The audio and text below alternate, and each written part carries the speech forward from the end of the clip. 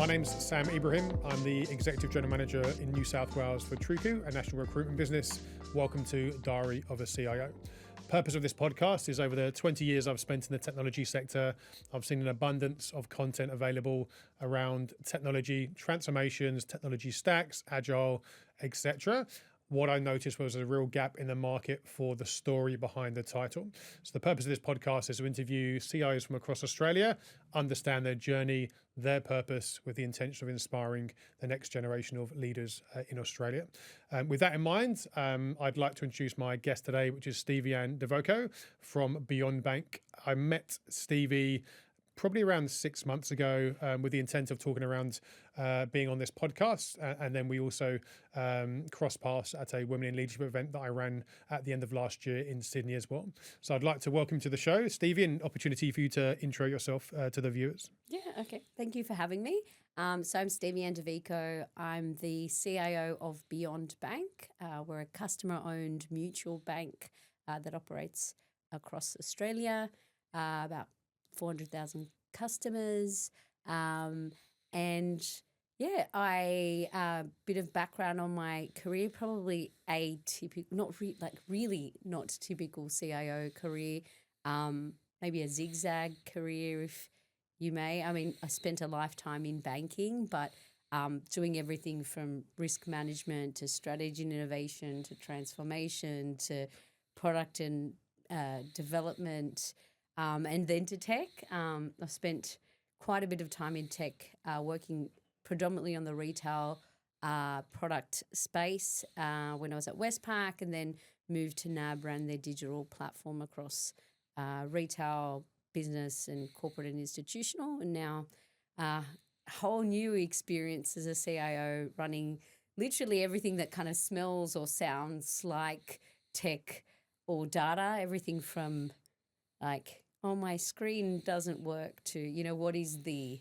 nascent emerging technology strategy for the bank? And I think this podcast is this series of the podcast is to dispel the myth of the typical CIO background. I think most people on this show do not have a typical background. Just goes to show that you can get to becoming a CIO without having a typical background. And the topics we want to cover today, we're going to be talking around culture, emerging leadership, educating the board, building a strong mindset, and also I think your own personal style of kind of operating at a high intensity level and how to maintain that, or how to, I suppose, implement that into the workday. So with that in mind, if you could just share a bit more information around, I suppose, your background. You talked around your not typical route into becoming a CIO. Just a bit more information around how you navigated that initially to where we are today. Yeah.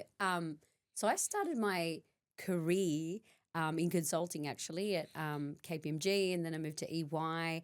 And that was really because, I had no idea what I wanted to do coming out of uni. I just, I knew I was good at solving problems. I liked different work. Like, I just didn't have that mind where I could fixate on one thing. Like, I wasn't going to go down like an accounting path or a legal path. I love the variety, and I loved the variety of consulting. But then GFC hit, and it was a little bit like, in consulting, you really need to chase the work, and there was no fun work or advisory work. And advisory practice was so slim back then. Like, I mean, there would have been 10 grads in the advisory practice and like 150 in the accounting practice. But GFC hit, and I was, the only work that existed was compliance. So that was interesting. Like, I mean, my whole career has been about learning experiences. So that was a really new and different learning experience. And I got to travel the whole country, and, it was my first like traveling experience. And it was really good to lead a program. And then, when Westpac insourced that program, they asked me to join. So that was kind of, I just kind of stumbled into in-house banking. I thought, this is a good idea. And, it sounded interesting because I got to lead a team, and that would be my first formal leadership role. And for that, I learned a lot about leadership. And yeah, from there, I guess, it helped me really understand like the network and how the bank worked. So, I ended up going from many different roles from, moved into product because I just happened to have a really good relationship as, like, feel like part of my strength is building the relationship. So even as a compliance manager, it was like really about, well, let's forge that relationship with the business so we can, do things that are great and we have such joint objectives. And I think that's how I kind of managed to go to a completely different role in like product management. And the same thing, then I kind of did that for a bit. And, it was really exciting time because Westpac was starting their kind of innovation journey and with the Reinventure Fund and like moving into startups. And, I always really craved that, like emerging tech and the new things. So, I just kind of, there was a person that was running the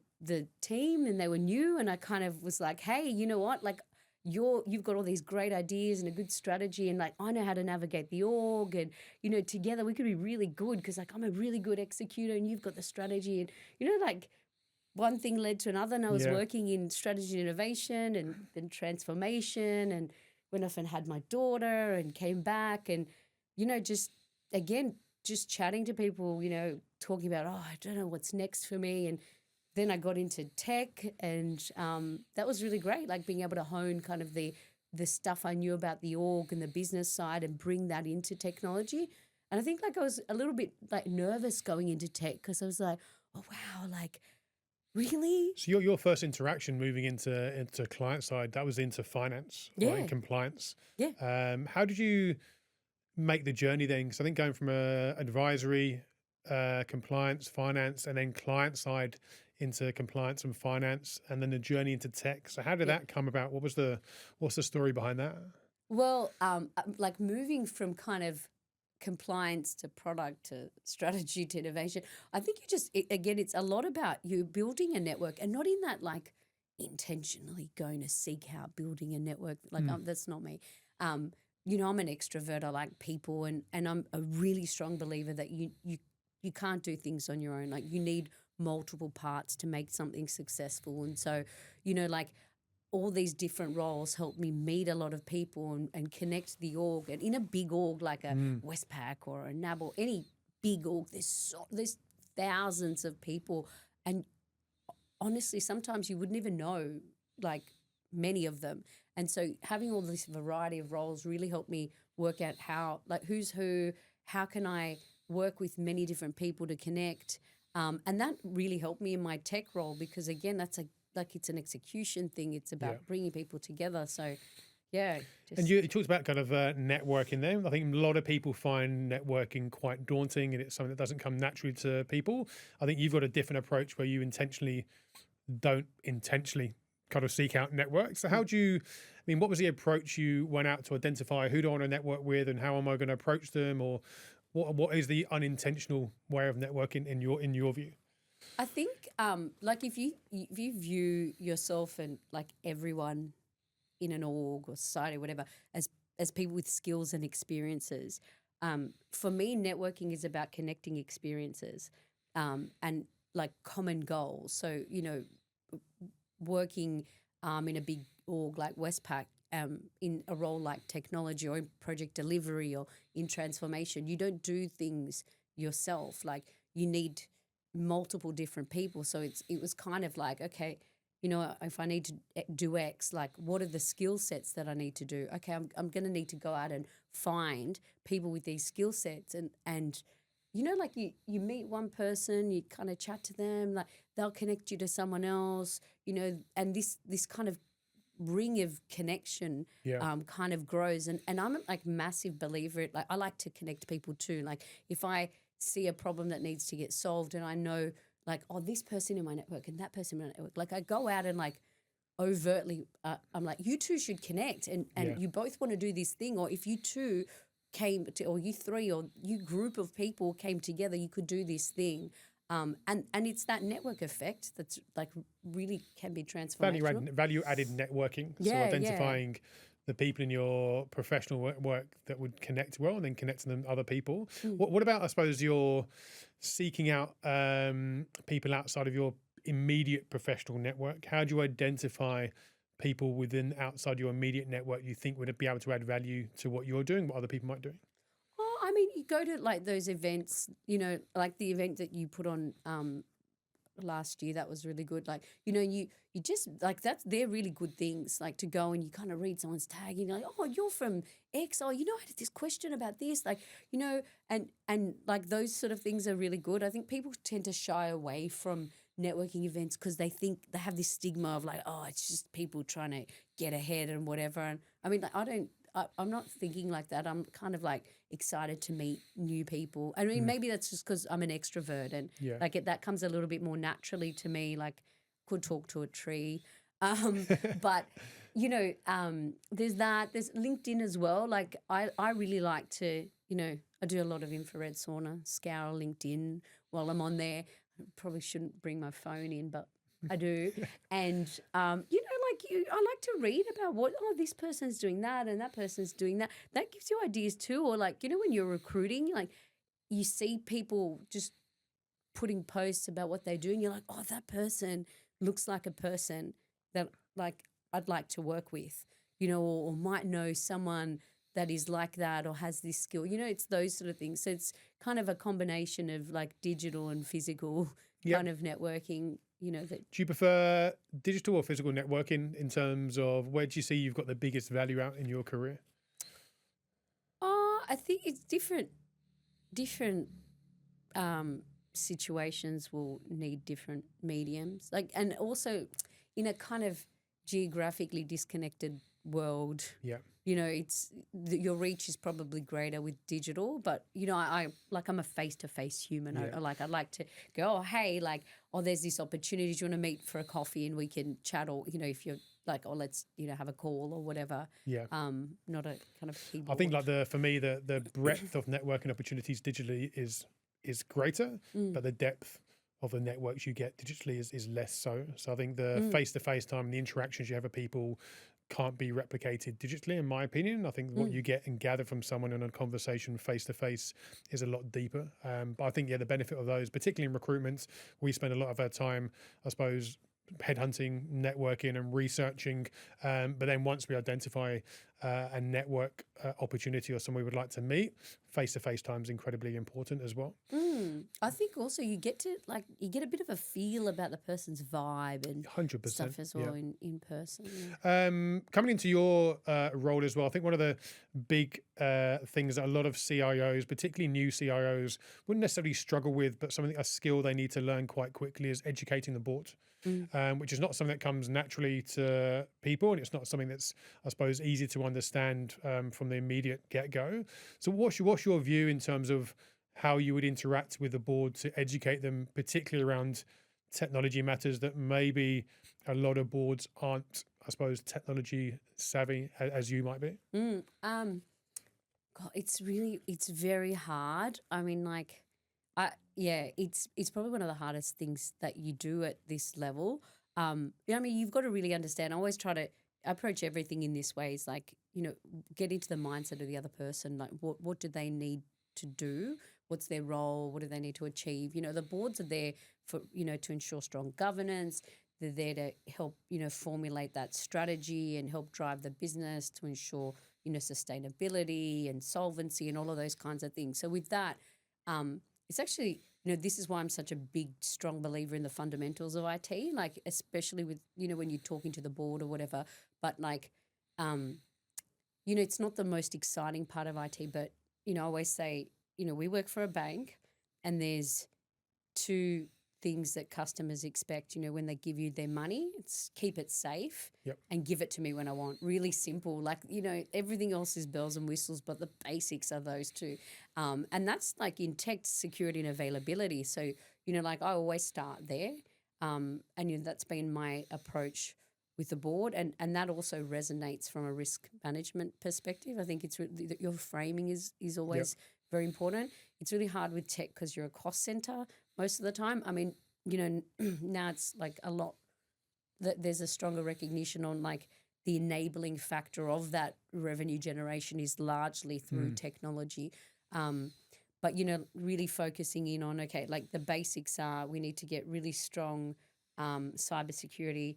A lot of the time, the tricky thing is explaining in a way that kind of like nods to the past and like talks about, okay, great, like you've done some really, really good things, but like you've brought me in as a new person, and like I'm here to tell you, what good looks like from my experience.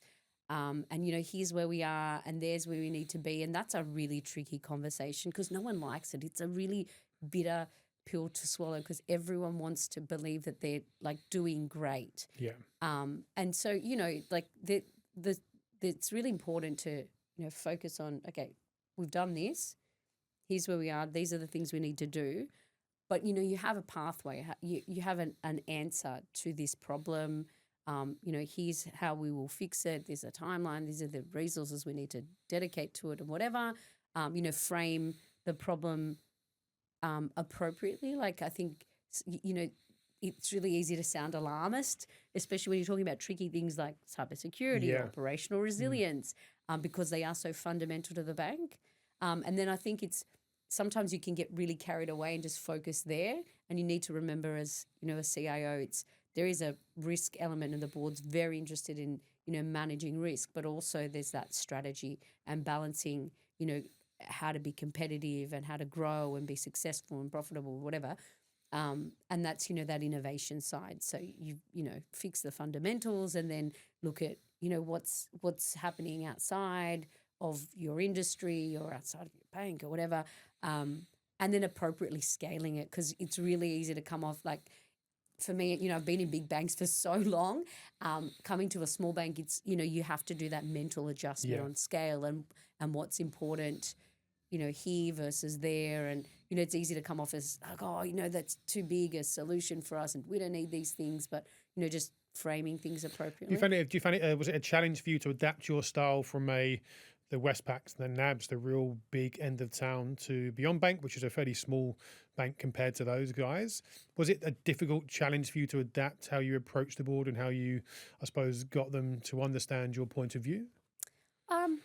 I think when you're in a Westpac or a NAB or whatever, it doesn't matter like how, like you can be super, like I was an exec at NAB, and you don't get time with the board. Like there's very, very few people that would get time with a NAB or a Westpac board.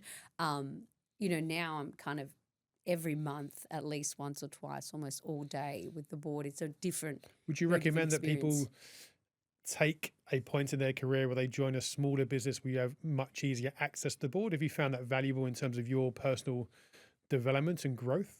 Personally, I've found it exceptional. Like it's the exact experience I wanted, like, because I've got that kind of mindset where I have to know where something works. And having worked like for 20 years almost in banking, in big banks, and I can't tell you how much more I've learned in the last year about how a bank works, like the things you do to make a bank, like how a bank makes money and the treasury function and like all of these things that you don't get exposure to because it's so big in a big bank that you're doing this little like slither of a thing. And it's really important and you're very senior and you're doing big teams and blah, whatever, but you're not seeing end to end. And I love seeing end to end.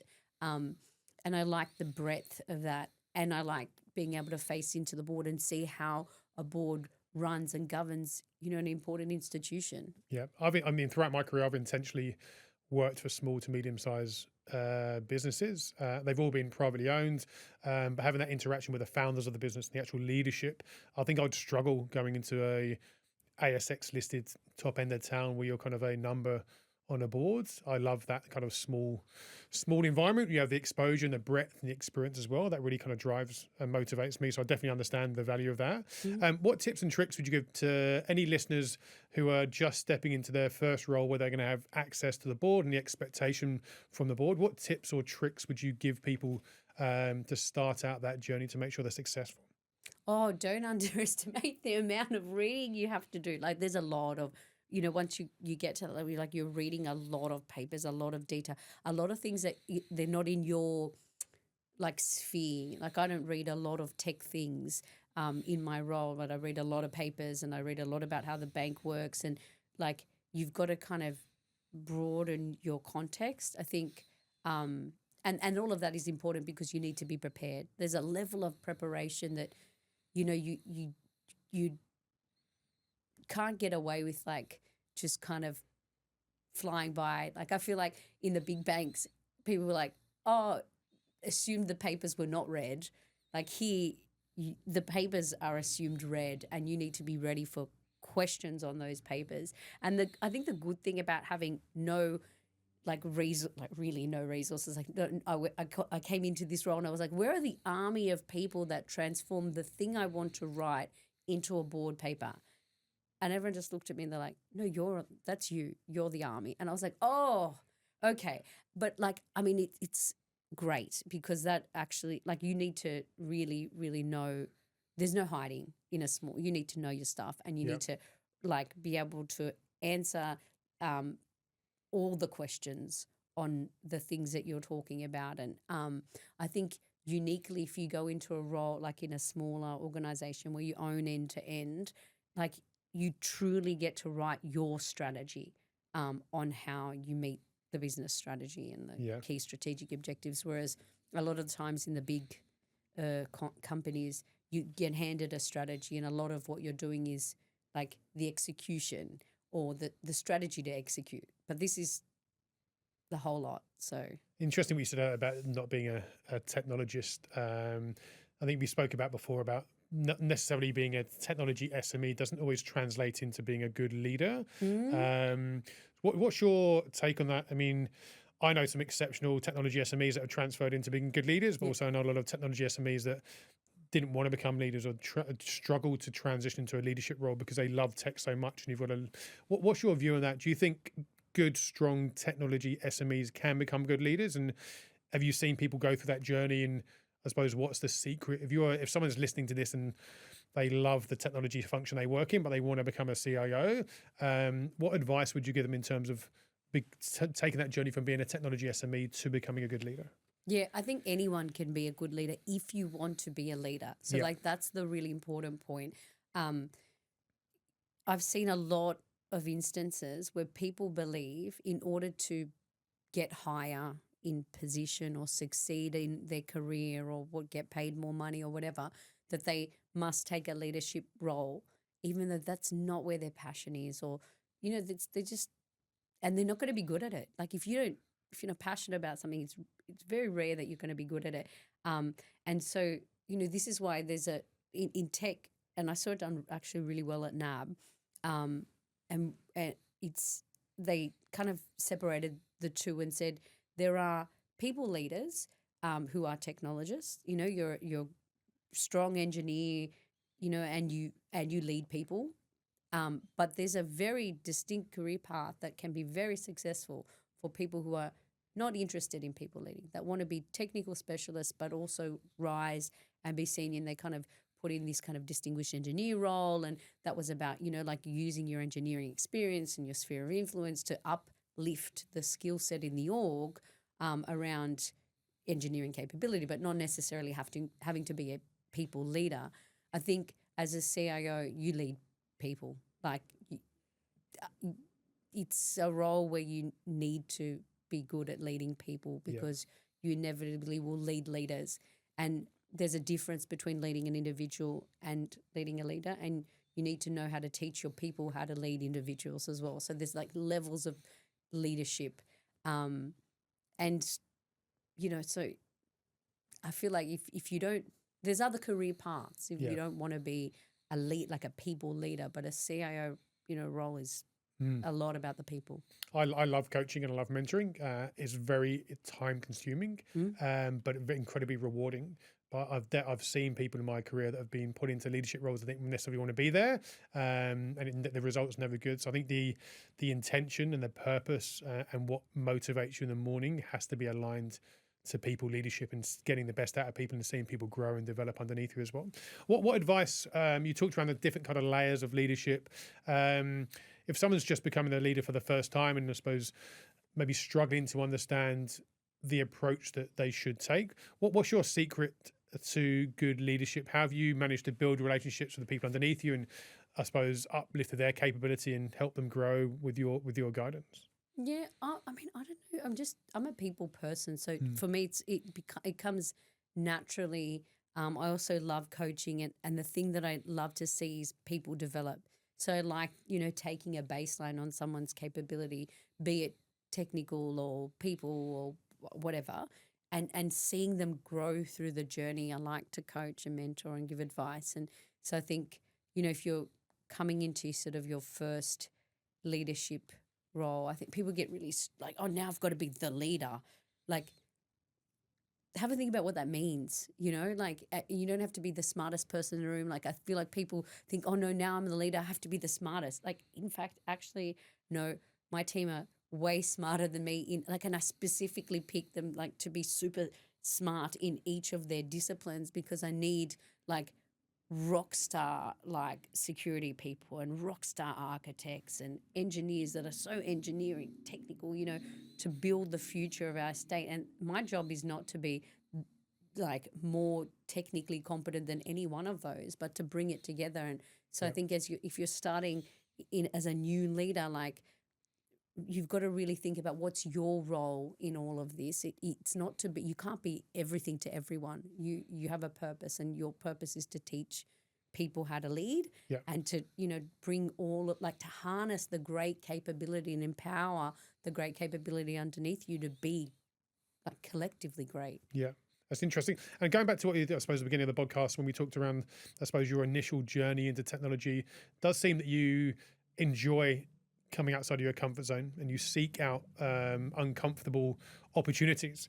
I think in order to do that, you have to have a level of confidence, which I think is important. How do you build confidence? Like, how do you have the belief in yourself that, yeah, that's a challenging, uncomfortable situation, but I'm going to go after that, and I believe I can be successful doing that? I have like a fundamental belief, or maybe till I hit motherhood, I Mm. had a fundamental belief that if you study hard enough, or if you like I'm really good at picking up new skills. So if I like read a book or I watch a YouTube or I learn something, like if you practice enough, you can do this thing. I mean, until I became a mum and then I realized there's no book, and like I sucked repeatedly at this, but in a work context like that. So that underlying belief drove me to feel confident to put myself out there. I think a lot has to do with how you're brought up as well. Like my parents are just, they from day one, they were like, we really, you go and do, you've got an interest, you go and do that, like they helped build that really healthy, um, self-confidence in me. And then I also like there's a part of me that just doesn't care what people think. Like sometimes people get hung up on the, oh no, like if I've not done that, what if someone says this, or oh, I better not post that on LinkedIn because someone might say, oh, you're bragging, or like I don't know, whatever. I just think you're missing out if you're not going after an opportunity. And like, what's the worst someone can say? Like, no, Mm. okay, cool. Like, I'll just do something else. I think for me as well, being real and authentic, I think putting yourself out there, being real and being authentic is important. I think also as well, we're not particularly in my field and probably not in the banking field, we're not saving lives. No, So what's the worst that can happen? yeah, So I think having that confidence to kind of push yourself and believe that you can succeed in things, but also understanding if you don't succeed, it's not the end of the world, and just kind of pick yourself up and keep moving forward. Has there been any points in your career where you've seeked something out of your comfort zone and it hasn't worked out? And what were the learnings that you took away from that you use for the future? yeah. I mean,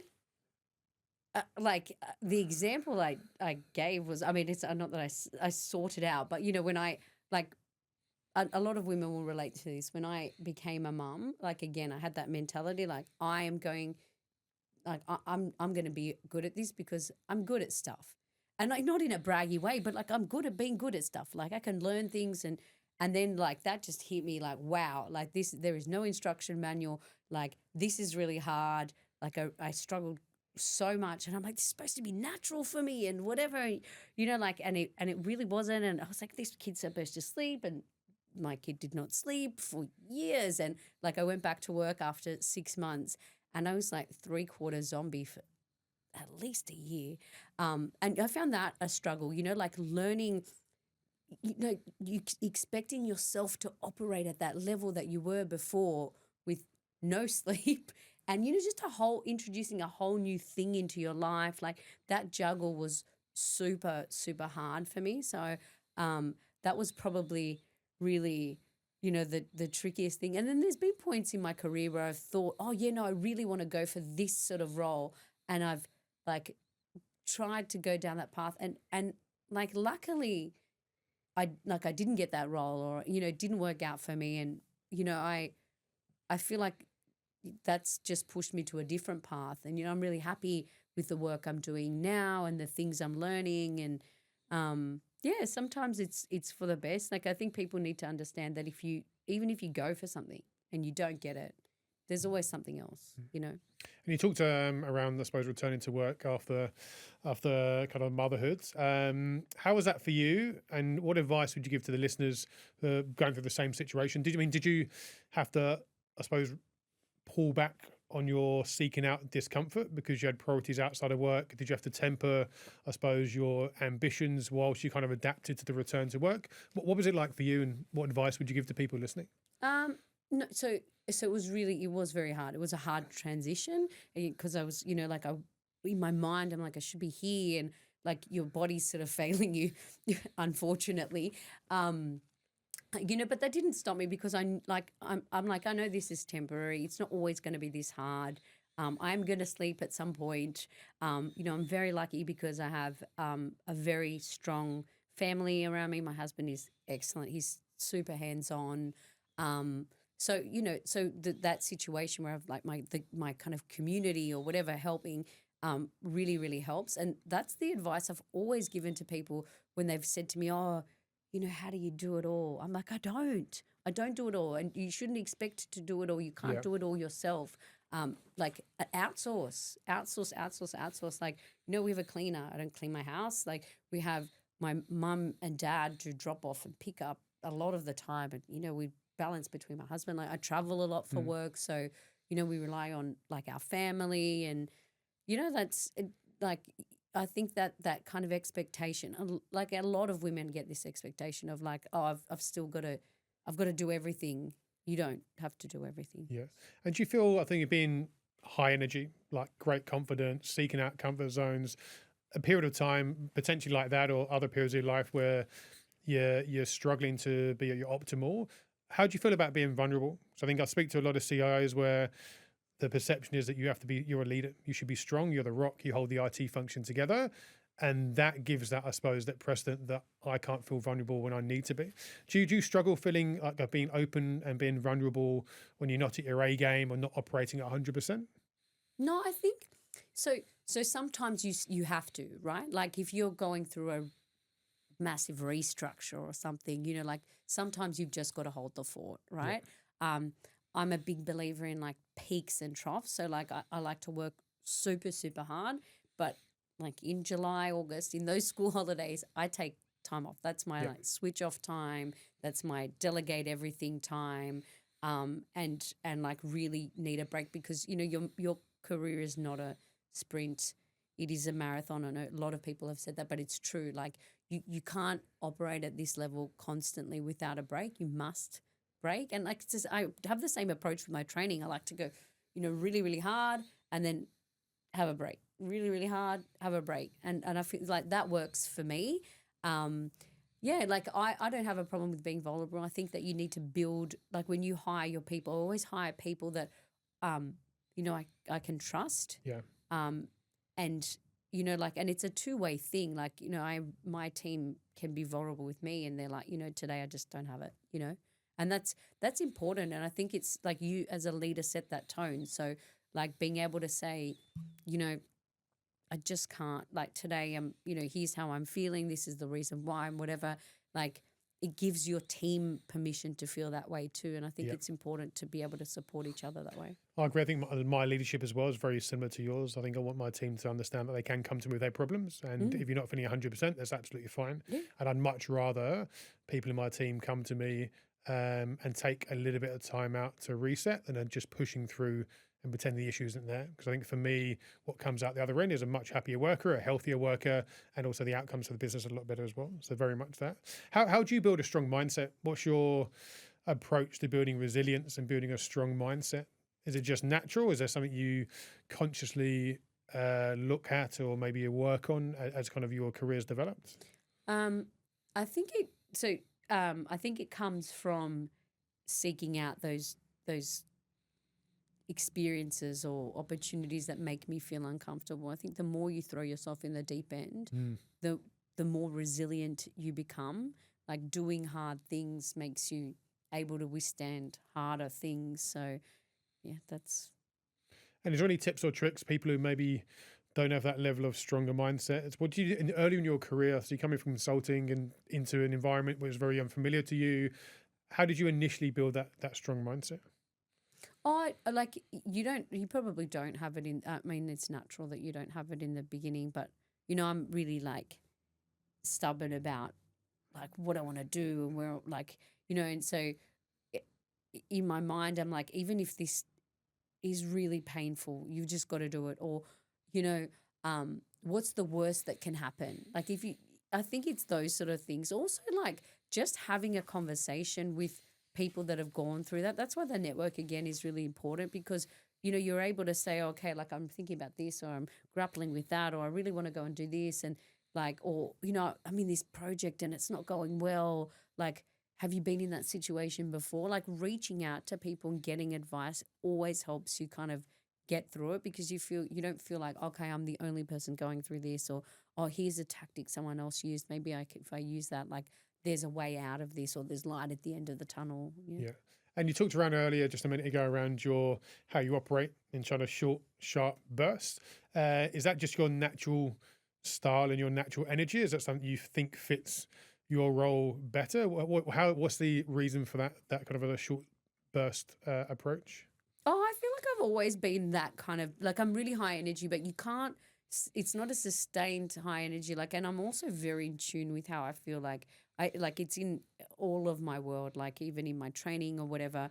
Like, if I wake up and I'm like, I need a rest day, like I will have a rest day. It's not like people say, oh, like, like, how many days do you train? Like, what day do you take up? I'm like, it's not that calculated. It is like really about how I feel when I wake up in the morning. And it's the same thing like in my career and all, like building in those blocks of downtime really does help you kind of rejuvenate, and it helps you operate at a better level. Like, we've all been that graduate that just worked. I mean, back in the day when I was a grad, like, whoa, you worked a lot, like all the time, like ridiculously long hours, weekends, and doing that for years and years, like it's just it burnt, like you can't, you're not operating effectively. And like as soon as I learned to like be in tune with my body and my energy levels and how I felt, and like really harness those to the best. And like even the way I organize like my work, like I know I'm like a morning person, so like after I get back from the gym, I know where I can put my focus time. I know where I should put my meetings, and like work with my assistant to like make sure my diary is optimized. Like all of those things are really, really important. That's how you sustain peak performance. But building in those breaks are critical. And people who see you in your high performance, and I think in my experience, when you see high performers, they attract workload, because people just look at, wow, Steve is she's a higher performer, she's high energy, and then they don't always see kind of how you operate in terms of the I suppose the flow. How do you manage the expectations of the business if they think you're a high performer? You start attracting work, like you get the attention of senior people in the business, and like, we want Stevie on this, like she's exceptional. How do you push back and say, well, this is a bit too much? Or how do you manage the workload to make sure that I suppose that up and down high performance that works for you doesn't become a constant line at the top? Like I think my problem is I don't like to say no to opportunities, especially if I find it exciting. Like there's something in my brain that goes, oh, like I know this, we're doing so much here, but like I really like that's really, oh, that'll be exciting. So usually it's just like setting expectations. Like we'll take that on, but I need X more people to do it. It's Yeah. like you don't take it on yourself. You kind of say, okay, like here's the expectation. If I've got like 100 people doing these 5 things, like, and you want me to add a 6th thing, then I need 10 more people to do that Hmm. well, and it will be done this fast, I think, and for this much, it's that Yeah. kind of setting of expectation. Like I don't say no to opportunities because I like doing work. Like I like taking on. I get bored really quickly. So, but like I can if I didn't want the work. But it's being really clear on like here's what it's going to take to do that thing. Yeah, and managing expectations, setting boundaries, very important in your role. What's your kind of wind down activities? You talked a lot about training, kind of your family, your kind of child and your husband are really, really important to you. What's your outside of work activities, and how do you set boundaries to make sure that the business doesn't encroach on what's really important to you? So like in terms of, so the gym for me is like really, it's not a downtime thing, but it's a focus thing. Like I really I'm into strength training. I feel like it's a weird discipline because I'm not used, like I'm a like high energy kind of person, and like when you're doing really heavy strength training, you have to like consciously build in that 2-minute break between very heavy sets, and you're not doing 10, you're doing 3 to 5, and it's like when I started that, it was a real struggle, but it's really like that varying of training like really helps me kind of just focus my mind on something that's not work or family or whatever, all the other things. And then I do a lot of like infrared sauna. Like that's again another thing. I found that really hard in the beginning just because you have to just sit, and like you're just in a box, just sitting and sweating. But like it really focuses the mind. Yeah. And I mean that's again really important to do. And I'm very strict about my sleep. Like I'm like almost baby, like 9 p.m. I'm in bed, because I wake up at like 4:30, so I can be ready to go to the gym. So like I like to have. I used to think you don't need sleep, like you could just keep going, but I find my performance is completely transformed when I have like solid amount of sleep. So I think sleep's very much, I wouldn't say underrated, but it's something that suffers a lot. When I think social, family, work, that's probably one of the most critical things that you need in terms of to perform to your optimum as well. Yeah, it's like literally when your body heals. Yep. So, for me, like that's like the last year has been really focused on like you got to get, even if you have to go to bed early, you just got to get your sleep in. Thank you for listening today, and Stevie's been an amazing guest. Today we covered a wide array of topics. The non-typical, but is sometimes becoming the typical non-route into becoming a CIO was discussed today. We also talked around building a mental strength, educating the board, Stevie's own personal style of high intensity work, and also the tips to work-life balance and building good boundaries. So as always, to close out the podcast, I'd like to offer Stevie the chance to give earlier in her career, Stevie, some advice that you wish you had. So what would that be? Yeah, I think it's go out and seek advice from people. Like, don't be afraid to, ask people for help or advice. I think the earlier Stevie would have been like, oh, they don't have time, or they're so busy, or, people want to help other people. So, like if you want to reach out to someone and get their advice or like get their mentorship or whatever, like go and do that. Like again, the worst they can say is no, that's fine. You'll find someone else. Amazing. Thank you. As always, please like, comment and share, and stay tuned for more podcasts in the future. Thank you.